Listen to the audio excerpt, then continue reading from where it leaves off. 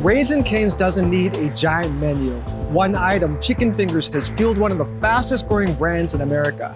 And this location right here on Southwest Military Drive in San Antonio is among the busiest in Texas. It pulled nearly 1 million visits last year, ranking top 10 in the state and the #1 Cane's within 15 miles. So what makes Cane's so successful and why did they pick this site? In this episode of What Retailers Want, we'll break down their history, their site strategy, and the hard data behind why Cane's thrives here.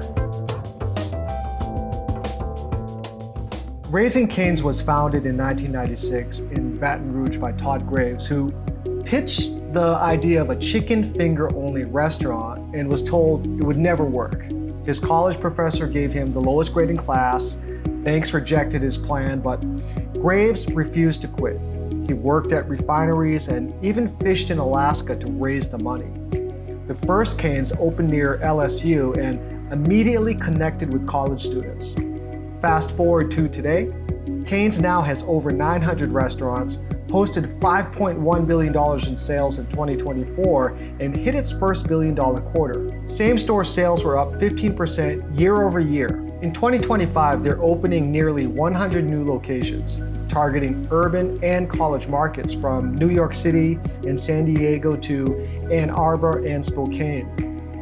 By 2026, they'll land on iconic sites like SoFi Stadium in Los Angeles and Fisherman's Wharf in San Francisco. The long-term goal? 1,600 restaurants and a seat among the top 10 US restaurant brands. Founder Todd Graves, now worth over $17 billion, is still co-CEO and insists on one principle: no US franchising. Almost every Cane's is corporate-owned, ensuring culture and consistency. And they've built a cult following. Stores often feature local school jerseys and community memorabilia.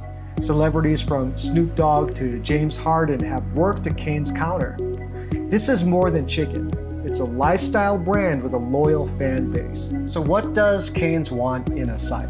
Of course, visibility and access. High traffic arterials, this corridor here on Southwest Military pulls over 36,000 vehicles a day. Cane's is also built for speed, so drive-thru capacity is important. At this store, average dwell time is just 17 minutes. When it comes to trade area demographics, they thrive in working class, family-heavy markets. Average household size here is 2.8 to 3, larger than the US norm. And then there's fast food frequency. Nearly 48% of adults in this area eat fast food 9+ times a month. That's 20% higher than the national average.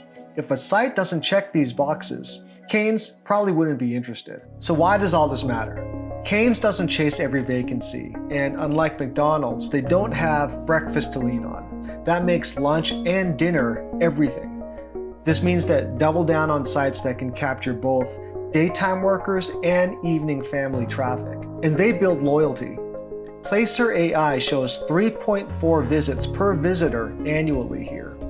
That repeat demand is what turns a simple chicken menu into a $5 million per unit powerhouse. Now here's why Cane's thrives on Southwest Military Drive. Over 228,000 people within 5 miles. Median household income around $50,000 to $53,000, and the median age in the mid-30s, meaning younger working families. Over 90% are Hispanic in this area, a demo that statistically eats out more often. And nearly half of adults hit fast food 9+ times a month, and 17% order it for delivery, far above the US average. And the co-tenancy here is strong. We have South Park Mall, which drives nearly 200,000 cross shoppers. There's H-E-B across the street, Whataburger nearby, and also Walmart.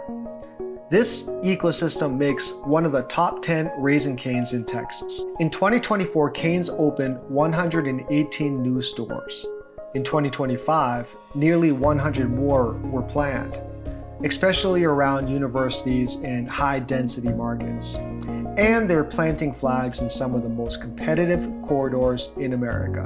As I mentioned, SoFi Stadium in Los Angeles and Fisherman's Wharf in San Francisco. Cane's isn't just expanding. They're aiming to cement their spot in the top tier of US restaurant brands. Here's Raising Cane's commercial real estate investment profile. Cane's properties are typically on 15 to 20-year corporate guaranteed triple net leases. The tenant covers taxes, insurance, and maintenance. Their leases include 10% rent bumps every 5 years, providing steady growth. Their average unit volumes exceed $5 million annually, and in 2025, cap rates traded between 4.5 to a 5 cap. A new ground lease in Santa Maria, California sold at a 4.75 cap, and a pre-opening in Indiana, Pennsylvania also listed at a 4.75. Current listings in secondary markets are at about a 5 cap. And in prime markets, they can compress lower. Fontana, California hit 4.13% in 2019. Bottom line, Raising Cane sits in the same investor tier as Chick-fil-A and Chipotle, a premier net lease asset. So why is Raising Cane's here at this location in San Antonio? It's because this site delivers traffic, young families, and households that over-index on fast food and co-tenancy that drives repeat demand. That's what retailers want. Now it's your turn. Who's winning the chicken wars? Cane's, Chick-fil-A, or Popeyes? Drop your pick in the comments and let me know what retailer we should break down next on What Retailers Want.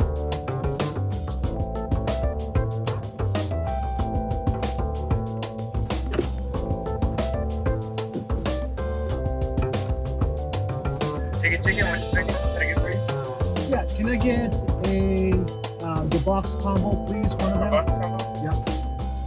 What would you like to drink? Just unsweet iced tea, please. Iced tea? Yep, unsweet. Unsweet? Alright.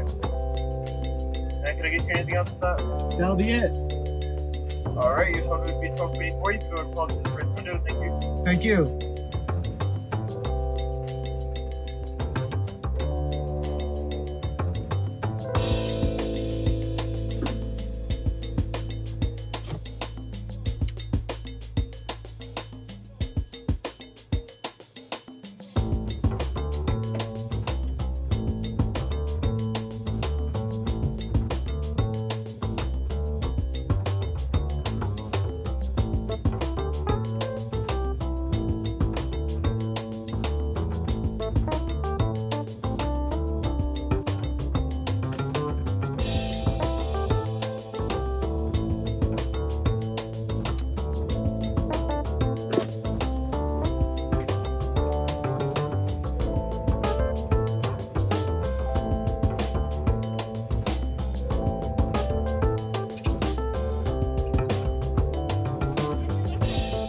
Yes, please.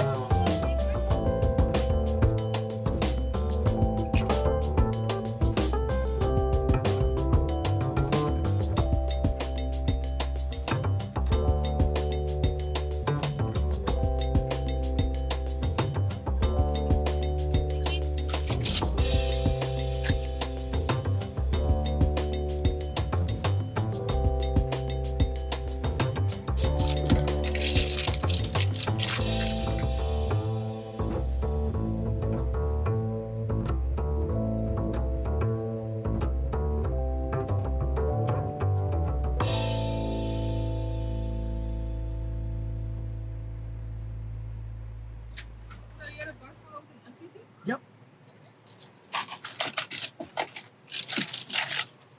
Thank you. Have a good day. Take care.